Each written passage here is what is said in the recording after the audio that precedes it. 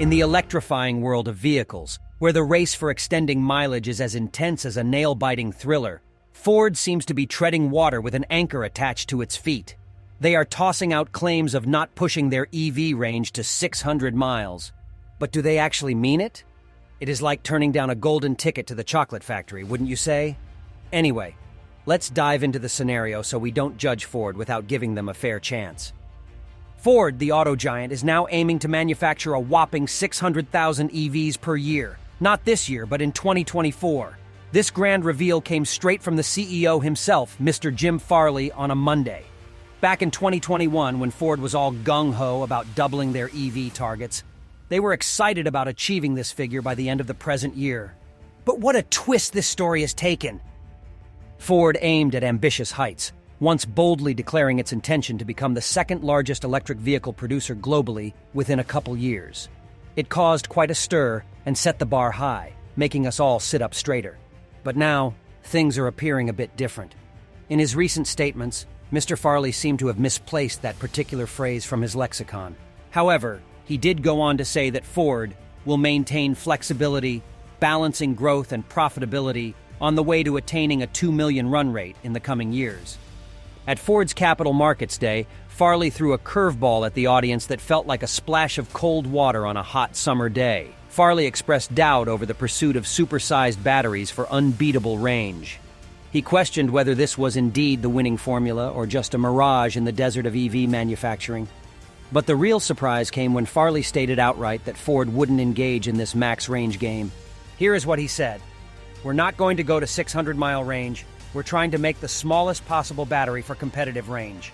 According to the reputable Washington Post, Farley shed light on some intriguing consumer behavior patterns.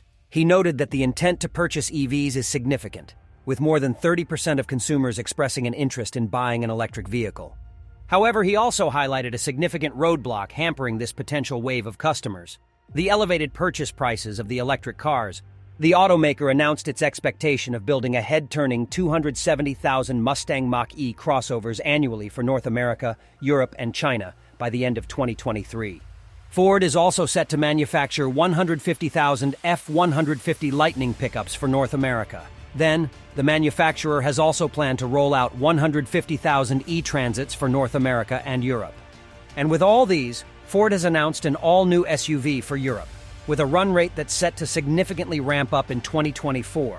30,000 units of this mystery SUV are waiting to grab the European market. Besides this SUV, Ford's newly announced three-row SUV, expected to debut by 2025, aims for a 350-mile range. This shows that less is more seems to be Ford's strategic mantra. This seems to be a wise approach because when you go for more is more, you can end up in a tricky spot. Imagine it as adding more and more layers to your winter clothing. Sure, it might keep you warmer initially, but keep adding, and soon you'll feel like a marshmallow unable to move freely. Similarly, if you only achieve more range by adding in more and more battery cells, it's similar to a heavily layered winter outfit that's too heavy to move in. Doing so will result in a decreased performance, of course. Much like overloading a ship until it's barely afloat, adding excessive battery cells can greatly increase the weight of the vehicle.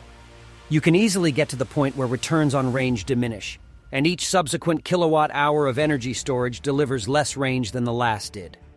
The end result is arriving at absurd places like the GMC Hummer EV. This beast weighs in at a whopping 9,000 pounds. But that's not the only problem EVs would face if they come up with the more is more approach. Imagine if the batteries were double the size. Then you have to understand that bigger batteries mean fewer electric vehicles. But why? Well, it's pretty straightforward. The resources used for one colossal battery could have been used to build two standard ones. So if your batteries are double the size, you'd only be able to churn out half as many EVs. Now consider a scenario where the batteries are 4 times the size of a regular EV battery. Suddenly, you're using 4 times the resources for one vehicle that could have been spread out to produce 4. This means you've just lost 75% of your production capacity. Now, what does this mean for the company? Well, it's like taking 4 steps back for every step forward. You're setting the company back by years, if not decades. It's like running a marathon but moving backward every time you take a stride forward. The risk is that in this highly competitive EV market, you could end up digging your own grave, burying your business in the dirt. So, as Ford navigates through the EV world, their approach is not just about the range, but also about the quality of the ride. They've introduced lithium iron phosphate, or LFP battery chemistry, a promising technology that's cheaper and safer than conventional lithium-ion batteries. These LFP batteries are famous for their long lives, ability to handle high temperatures, and their high energy density. It is said that LFP batteries can last up to 5 times more than lithium-ion batteries. These batteries are also less prone to thermal runaway, making them a safer option for vehicles. So, by shifting to the LFP batteries, Ford is playing the long game, focusing on safety, longevity, and affordability. Ford's approach to distinguish itself in the crowded EV market is not only about the vehicle itself, but also the driving experience. They've launched Blue Cruise, one of the leading hands-free highway driving assists, enabling a seamless and futuristic driving experience. As Ford navigates the rapidly evolving electric vehicle landscape, its strategic approach is clear. Focus on providing an affordable, safe, and enhanced driving experience rather than merely chasing record-breaking mileage. The decision made by Ford seems a smart one, especially when we consider the current fixation of automakers on achieving high-range numbers, often at the expense of a plus-sized battery pack. Ford's focus on smaller, more efficient batteries places the company in an advantageous position in the EV market, given the balance they maintain between range, battery size, and cost-effectiveness. Chevrolet, for example, confirmed earlier that a version of the 2024 Chevy Silverado EV might reach an estimated 450-mile range, but they refrained from revealing their battery size. Similarly, the 2025 Ram 1500 REV anticipates a 500-mile range equipped with a colossal 229 kilowatt-hour battery pack.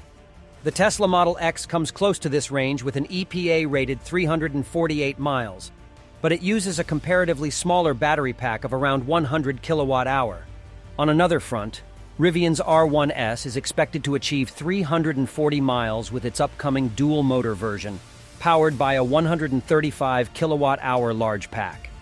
A 180 kilowatt-hour max pack version is also in the pipeline, which is projected to extend the range to 390 miles. So the move by Ford to opt for smaller, efficient batteries while maintaining a competitive range could be a winning strategy in the evolving and highly competitive EV landscape. And that's the rundown on Ford's strategic EV drive. Has Ford made the right decision of not taking the EV range to 600 miles? Let us know your opinion in the comments. And if you enjoyed the video, then don't just sit there. Smash that like button as if it's the accelerator of your dream electric vehicle. And hey, if you don't want to miss the next turn in our journey through the world of automobiles, hit that subscribe button and don't forget to ring that bell icon. Goodbye for now and see you in the next video.